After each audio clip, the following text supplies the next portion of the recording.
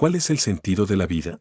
Es probable que te hayas hecho esta pregunta antes. Esto se conoce como una crisis existencial. Un estado en el que reexaminas tu vida en el contexto de la muerte y te ves impactado por la contemplación del significado, propósito o valor de la vida.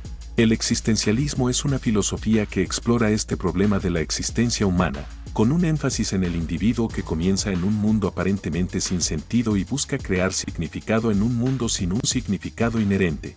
El existencialismo está más comúnmente asociado con varios filósofos de los siglos XIX y XX, Søren Kierkegaard, Friedrich Nietzsche, Fyodor Dostoyevsky, Martin Heidegger, Jean-Paul Sartre y Albert Camus.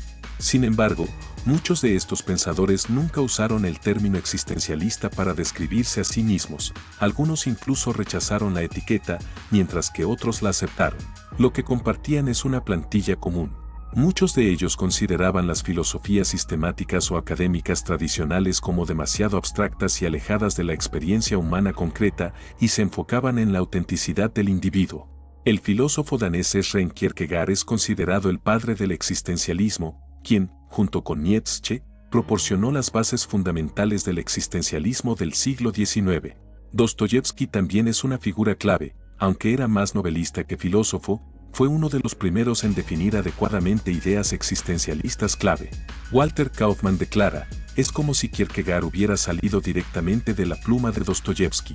Por lo tanto, el existencialismo no se trata solo de filosofía, sino que también se combina en novelas, literatura y poesía. Notas desde el subterráneo es una de las obras más importantes de la literatura existencialista, donde Dostoyevsky intenta justificar la existencia de la libertad individual como una parte necesaria de la humanidad. Argumenta que la abstracción de las ideologías no tiene base en lo que uno realmente es, y eso hace que una persona viva una vida inauténtica. Uno de los mensajes existenciales de Dostoyevsky es que el propósito de la vida es actuar correctamente siendo auténtico contigo mismo. El trabajo de Kierkegaard también se centró en el individuo, destacando la importancia de la subjetividad, la elección personal y el compromiso. Aunque era cristiano, fue muy crítico con la cristiandad, representada por la iglesia establecida danesa, que hacía que las personas vivieran vidas religiosamente falsas. Las personas se absorbían tanto en la multitud que se convertían en meros números de un rebaño. Cuando la religión se integra en la sociedad, la escena social se convierte en la escena religiosa y, por esa razón, la religión había muerto.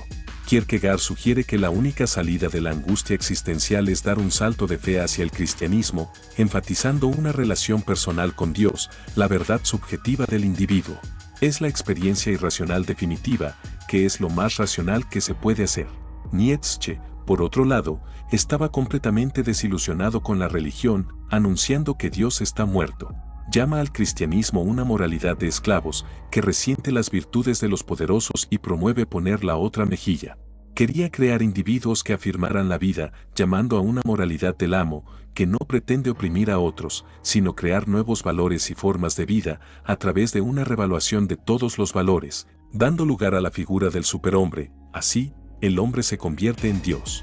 Es interesante ver las profundas diferencias doctrinales entre los pensadores, incluso compartiendo una plantilla común. Dostoyevsky y Kierkegaard eran pensadores teístas, mientras que Nietzsche era ateo. El término existencialismo fue acuñado en la década de 1940 por el existencialista cristiano Gabriel Marcel, quien se centró en la lucha del individuo moderno en una sociedad tecnológicamente deshumanizadora. Marcel más tarde rechazó la etiqueta que él mismo había acuñado, para distanciarse de figuras como el también existencialista francés Jean-Paul Sartre, prefiriendo el término socrático cristiano en honor al trabajo de Kierkegaard con la ironía socrática. Sartre adoptó la etiqueta existencialista y ayudó enormemente a popularizar el pensamiento existencialista. Propone la famosa máxima, la existencia precede a la esencia. Los filósofos griegos antiguos Platón y Aristóteles creían que la esencia precede a la existencia. Cada ser humano nace con una esencia, eso es lo que nos da las propiedades de ser humano.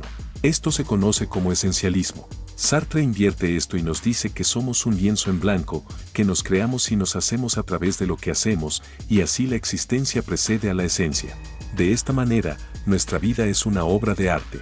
Sin embargo, esta libertad también se convierte en una realización algo aterradora.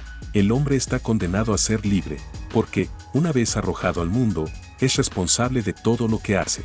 Martin Heidegger es otro existencialista importante que habla sobre la idea de arrojo, que todos somos arrojados al mundo, nacidos arbitrariamente en una familia dada, dentro de una cultura dada, y en un momento dado de la historia humana, estos dados son facticidades. Las tareas en las que decidimos involucrarnos constantemente y preocuparnos tienen muy poco que ver con nosotros, están, de alguna manera, decididas por la facticidad particular en la que nacimos. Somos arrojados sin conocimiento previo ni opinión individual a un mundo que estaba allí antes y permanecerá después de que nos hayamos ido. Sartre diría que la libertad es lo que haces con lo que te han hecho. Fue muy influenciado por la obra maestra de Heidegger Ser y Tiempo, publicando su propio libro titulado El ser y la nada. Sin embargo, Heidegger se distancia del existencialismo de Sartre debido a diferencias importantes en sus ideas. Una vez que te das cuenta de que eres completamente libre, la responsabilidad que sigue y las infinitas posibilidades que se te abren crea una especie de temor. Esto lleva a muchas personas a adoptar lo que Sartre llama mala fe, una forma de negar la naturaleza fundamental de nuestra libertad y responsabilidad y aceptar algo como verdadero que podría no ser convincente, pero que es conveniente y fácil de creer. Da el ejemplo de un camarero que no disfruta de su trabajo pero va a trabajar todos los días y asume los roles de un camarero sin sentirse realizado. Y cuando piensa en solicitar un trabajo diferente y todas las preguntas difíciles que vendrían con ese tipo de elección de vida, se convence de que sería mejor simplemente seguir siendo camarero. Esto es similar a la idea de Kierkegaard de que la ansiedad es el vértigo de la libertad.